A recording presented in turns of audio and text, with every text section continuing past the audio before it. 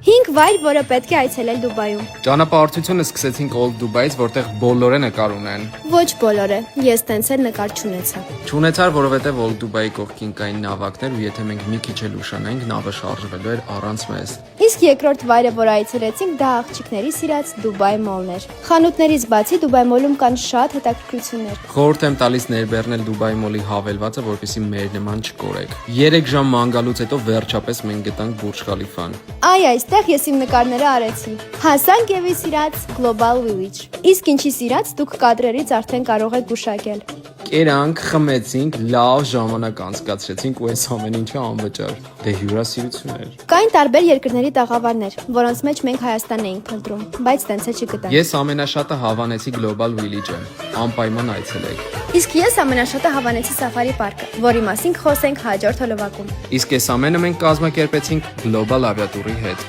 Պահպանիր հոլովակը, որպեսզի չկորցնես։